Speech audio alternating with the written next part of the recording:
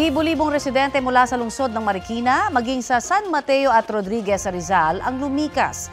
Dahil pa rin po yan sa bagyong Uwan. At may ulat on the spot si Maki Pulido. Maki? Mahigit 7,000 individual ang lumikas sa San Mateo sa Rizal at ngayon sumisilong sa nasa 26 na evacuation center. Mahigit 6,000 naman ang nag-evacuate sa Rodriguez, Rizal at nanunuluyan pansamantala sa nasa 20 evacuation center. Halos 9,000 individual naman ang lumikas dito sa Marikina City. Preemptive evacuation ito, Connie, na nagsimula noong Sabado at least sa San Mateo bilang paghahanda sa pagdating ng Super Typhoon Uwan.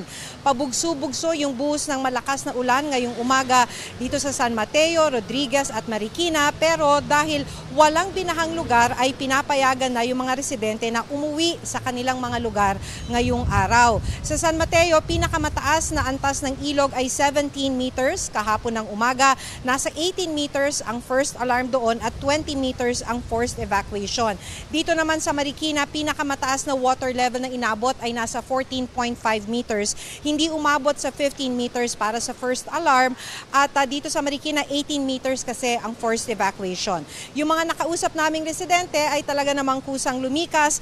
Naranasan kasi nila at sa karanasan nila talagang pahirapan ng lumikas kung tumataas na ang tubig. Isa sa mga ginang na nakausap namin, kaunting gamit lang yung dinala niya para raw mabitbit yung mga alaga niyang mga aso. Pero dahil maulan, may mga hindi makapagtrabaho tulad sa construction. Halimbawa, kaya't apektado ang pinagkakakitaan ng ilan sa mga nakausap namin sa evacuation center. Kaya sa mga ganitong pagkakataon daw, malaking bagay sa kanila ang mga inaabot na tulong tulad ng mga relief packs. Connie? Maraming salamat, Maki Pulido.